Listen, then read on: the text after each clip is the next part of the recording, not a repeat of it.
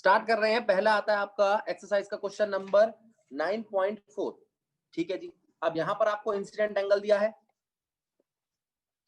60, reflected angle दिया है 35।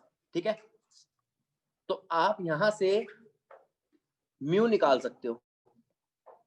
किसका? ग्लास का, विद रिस्पेक्ट टू एयर। बात ठीक है, गलत है?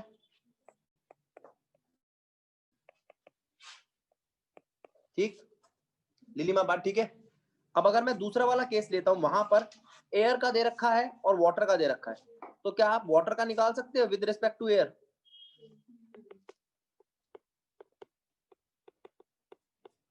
तो अगर आपको वाटर और ग्लास का निकालना हो तो वाटर से ग्लास में जा रहा है, तो ग्लास का विद रिस्पेक्ट टू वाटर वो होगा mu of glass with respect to air divide by mu of water with respect to air. ये बात समझ में आई?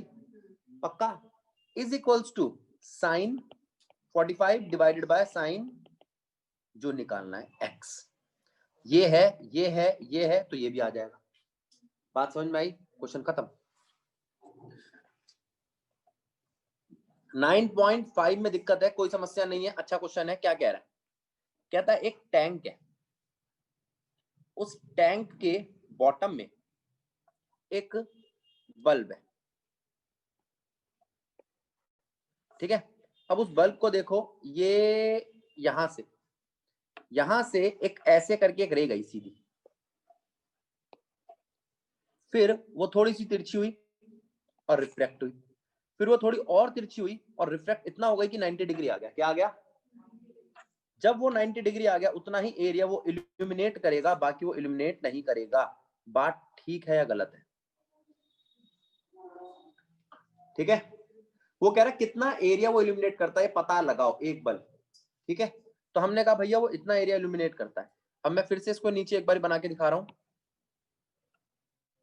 जरा देखना। ये बात ठीक है? अब ये जो एरिया यहां पर आ रहा है, ये निकालना है। इसको निकालने के लिए क्या मैं इस रेडियस को निकालूंगा? इस रेडियस को निकालने के लिए इस रेडियस को क्या मैं लगा सकता हूं कोई ट्रिग्नोमेट्रिक फंक्शन? है ना? अगर मैं यहाँ पे आई ले लेता हूं, क्या ले लेता हूं, और इस वाली वैल्यू को निकालना चाहता हूं, ये जो छोटा सा है इसको मैंने आर नाम दे दिया, रेडियस, और मैं डेप्थ अगर जानता हूं, जो क्वेश्चन में दे रखी है मेरे को 80 सेंटीमीटर, तो क्या मैं यहां पर 10 का फॉर्मूला लगा सकता हूं? 10 I is equals to perpendicular upon में बेस। ठीक है, लेकिन ये आई कैसे निकालू मैं? तो आई निकालने का एक तरीका है sine I C. Sine I C is equals to 1 upon mu. ये किसका फॉर्मूला है? टी आई आर का। किसका फॉर्मूला है? तो आपको अगर ये दो फॉर्मूले पता है तो आप क्वेश्चन कर लोगे। किसको समझ में नहीं आया? आया? थोड़ा स्लो करके पढ़ लेते हैं एक बार क्वेश्चन को। A small bulb is placed at the bottom of tank containing water to a depth 80 centimeter. What is the area of the surface of water through which light from the bulb can be emerge out? ठीक है, जिससे light बाहर निकले। Given that the refractive index of water is 1.33. ठीक है, और consider करो आप अपने बल्ब को एक सोर्स, पॉइंट सोर्स। ठीक है, 9.6 क्या कहता है? A prism is made up of glass. एक प्रिज्म है जिसको एक ग्लास से बनाया गया है, ऑफ अननोन रिफ्रैक्टिव इंडेक्स, जिसका रिफ्रैक्टिव इंडेक्स हमारे पास नहीं है। एक पैरेलल बीम इंसिडेंट करती है फेस पे प्रिज्म के, और एंगल ऑफ मिनिमम डेविएशन 40 देता हूं। क्या देता है? ये पॉइंट वैसे इस रिवीजन वाली क्लास में हमने पढ़ा नहीं है, कोई दिक्कत नहीं है, लेकिन ओरिजिनल क्लास में तो पढ़ रखा है जब पहले पढ़ा था। तो वो कहता है, ये दे रखा है, what is the refractive index of the material, what is the refractive index of the material if angle of prism is 60? तो हम जानते हैं mu equals to sin dm plus a by 2 divided by sin a by 2। ये formula पता है आपको? लगा दिया, क्वेश्चन खत्म। ठीक है, अगर किसी से नहीं हुआ तो हो सकता है रिवाइज नहीं किया ये वाला पॉइंट, इसलिए ना हुआ। ये क्वेश्चन अच्छा है, ये नहीं हुआ तो जेन्युइन प्रॉब्लम है। A beam of light converges at a point P. Now, a lens is placed in the path of convergent beam 12 centimeter from the P. ठीक है, at what point does the beam converge if lens is this and that.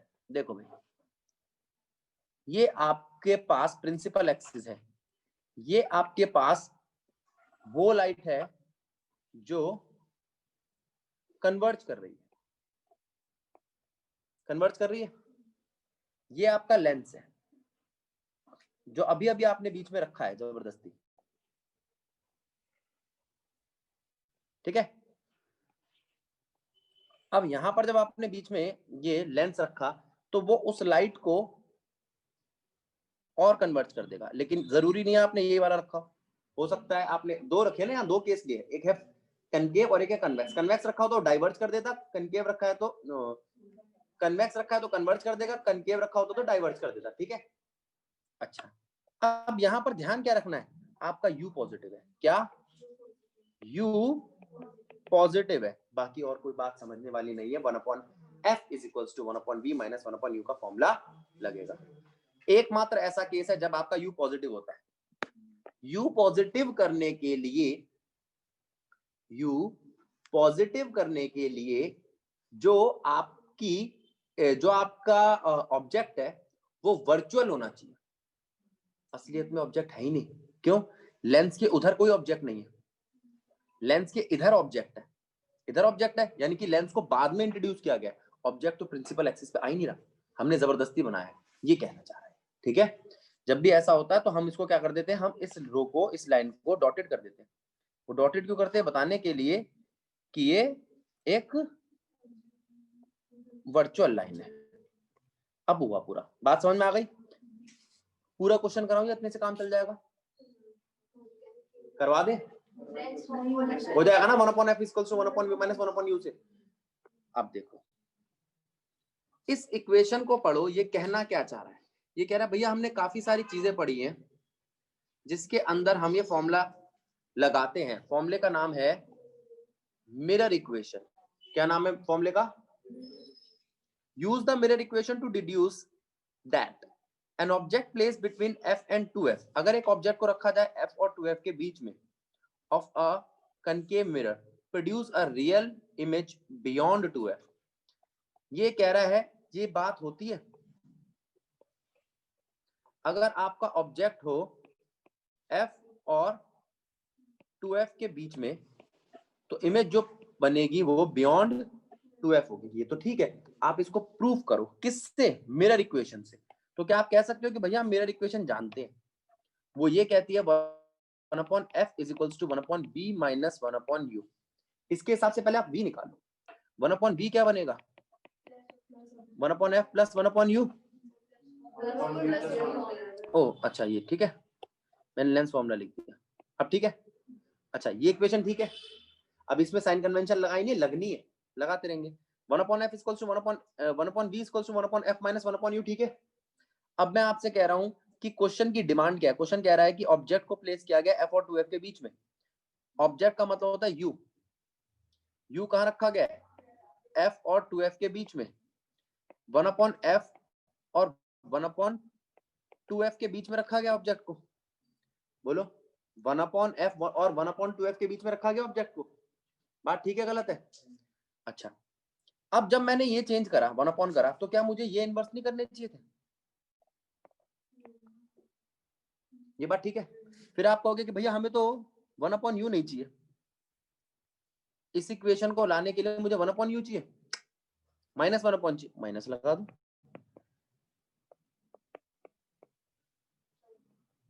क्या कर रहा हूं मैं तो इस equation को ढूंढ रहा हूं, मुझे तो 1/f भी चाहिए, 1/f लगा दो, 1/f इधर ऐड कर दो और 1/f इसमें ऐड कर दो। कर दिया? कुछ कर रहा हूं मैं या अपने आप इक्वेशन बनती जा रही है? अब इसके बाद वो कहता है ये क्या है आपका? ये तो v है। वो क्या है? 0। और ये क्या है? 1/f में से माइनस 1/2f करूंगा तो 1/2f बचेगा, ठीक है। तो v जो हुआ आपका,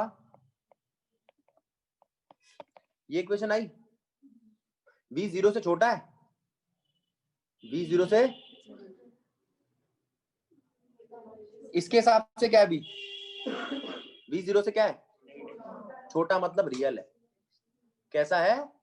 अब इक्वेशन तोड़ना सीखो। इसका मतलब है v नेगेटिव है और v नेगेटिव है, इसका मतलब क्या है?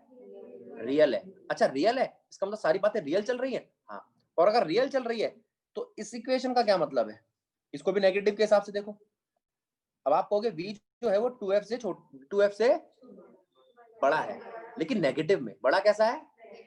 हाँ, अब यहां पर आप साइन कन्वेंशन की गड़बड़ मत कर देना।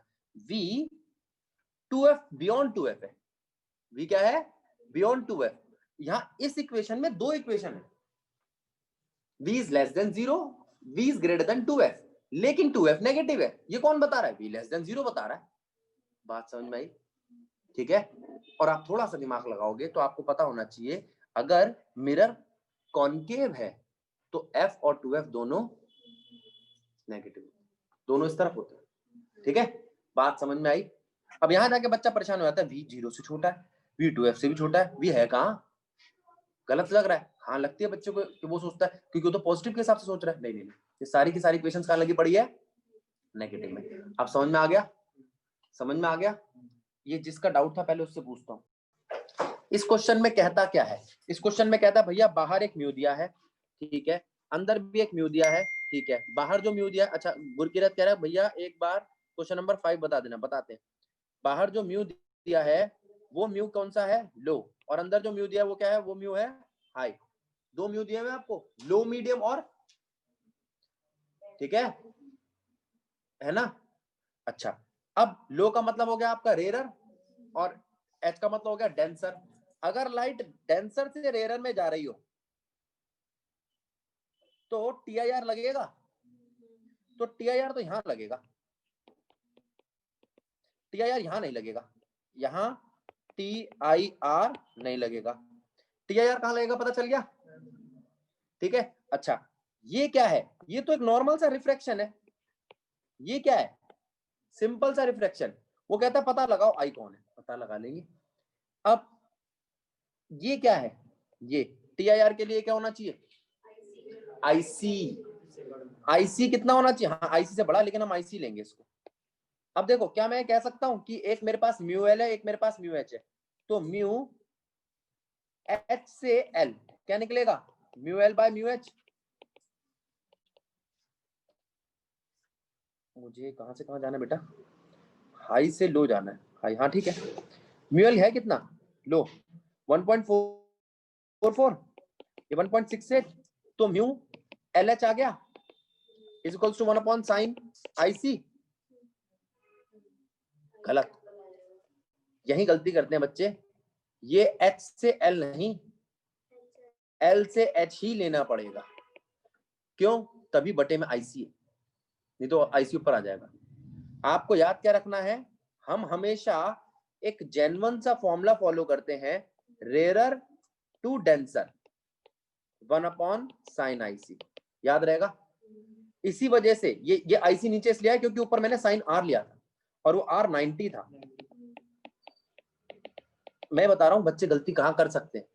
अपन तो सही कन्वेंशन चला रहे थे क्योंकि लाइट तो जा रही थी डेंसर से रेयरर, लेकिन डेंसर से रेयरर जाने के लिए यहाँ पर sine I by sine R होना चाहिए, लेकिन हम एंगल उल्टा करते हैं। अब फॉर्मूले में उस दिन एंगल उल्टा करा था, आज आपने क्वेश्चन उल्टा कर दिया तो आपके नंबर भी उल्टे लग जाएंगे, नहीं आएगा क्वेश्चन सही। ये गलती होती है, जो जो लिखता हूं ना उस पर ध्यान दिया करो, कहां कहां गलती हो सकती है। अब इसको पकड़ के रखो, इस चीज को ध्यान रखना है, डाउट है। अब मैंने यहां पर साइन आईसी की वैल्यू रखी, अब क्या यहां से आईसी आ जाएगा? और अगर आईसी आ गया, अगर म्यू एच एल है तो हाँ ऊपर दिया हुआ है, अगर यहां से आई सी आ गया तो आर आ जाएगा। पता है क्यों? क्योंकि IC plus R plus 90 is equals to 180। IC है, आर आ जाएगा। आएगा कि नहीं आएगा? बात समझ में आई? तो आंसर ठीक आया होगा? आंसर ठीक आएगा ही आगे। अब अगर आपके पास आर आ गया तो आप ये कह सकते हो कि भैया जो म्यू एच है वो बराबर है sine I by sine R, है कि नहीं है? तो ये वाला आई भी आ जाएगा। ये तो सीधी सी बात है, रिफ्रैक्शन है। स्नेल्स लॉ लगाया, क्वेश्चन खत्म। अब वो कहता है अगर मैं बाहर का मीडियम हटा दूं म्यू एल तो भी क्या टीआईआर होगा? क्यों नहीं होगा? तब जिसको तुम म्यू एल को भी क्या कह रहे थे, म्यू एल को 1.4, तब 1 ले लेना, ये मत बोलना TIR नहीं होगा, TIR तब जरूर होगा जब बाहर का मीडियम लो हो।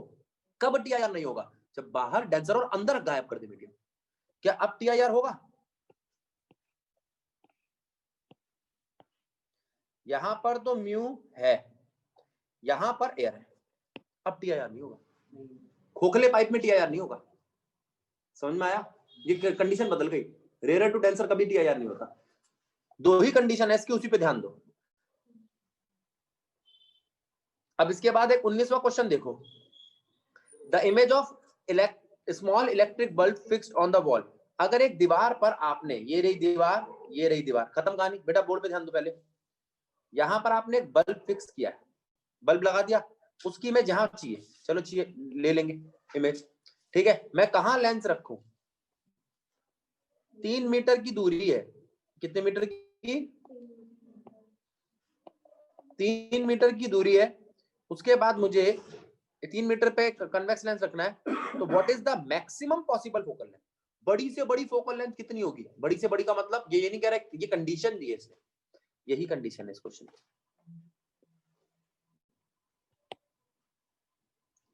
मैक्सिमम पॉसिबल फोकल लेंथ आप एक ही ले सकते हो कि आप बीच में लेंस रख दो, तो पता क्या होगा? ये जो ऑब्जेक्ट है ये बन जाएगा तुम्हारा O, और इमेज जहां बनेगी ना वो 2f पे बनेगी बराबर। उसके बाद करोगे तो पार कर जाएगी, ब्लर बनेगी। कैसी बनेगी? ब्लर तो नहीं चाहिए ना आपको इमेज। तो आप अगर एग्जैक्ट इमेज चाहते हो तो ये कंडीशन बैठनी चाहिए। अच्छा, यहां पर कहां रखूं कि 2f पर बने? 2f पे रखो तो 2f पे बने। तो टोटल कितना है? बीच में आ गया 4f आ गया। 3 मीटर का, 3 मीटर अगर 4f है तो f कितना होगा?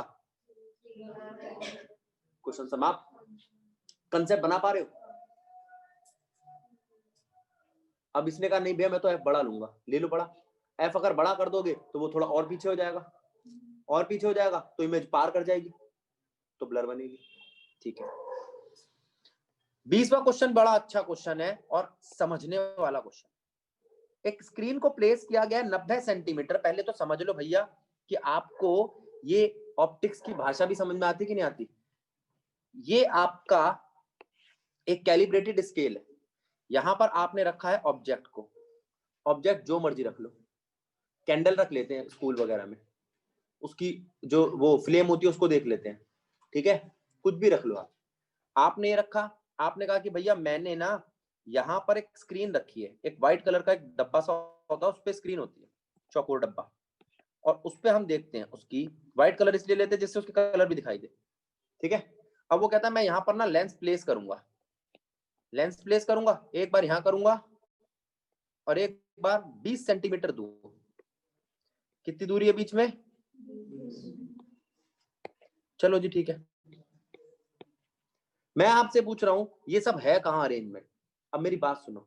वो कहता है जब मैं यहां लेंस रखता हूं तो इमेज यहां बनती है, जब मैं यहां लेंस रखता हूं तो भी इमेज यहां बनती है। अब आप ना समझने के लिए थोड़ा दिमाग चलाओ, उल्टा काम करो।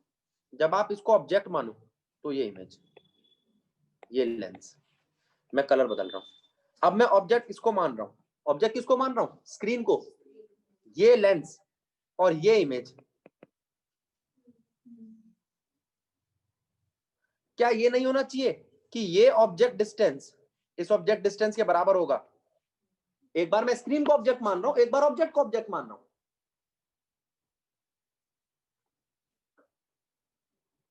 इस ऑब्जेक्ट की इमेज चाहिए यहां पर जब ये लेंस रखा। अब लेंस की जगह तो बदली, लेकिन ऑब्जेक्ट अब भी वही इमेज बना रहे हैं। तो मैं कह रहा हूं एक काम करते, इसको ऑब्जेक्ट मान लेते थोड़ी देर के लिए और इमेज इसे मान लेते, उल्टा कर लेते, है ना? तो ऑब्जेक्ट डिस्टेंस दोनों तरफ से सेम आना चाहिए। अब आप कहोगे भैया वो इमेज डिस्टेंस है, ऐसे इमेज डिस्टेंस कुछ चीज नहीं होती ना, इसलिए हमने उसको एक बार ऑब्जेक्ट मान लिया, एक बार उसको ऑब्जेक्ट मान लिया। तो ये जरूरी है कि ये एक्स है तो ये भी, और अगर ऐसा है तो क्वेश्चन तो खत्म हो गया।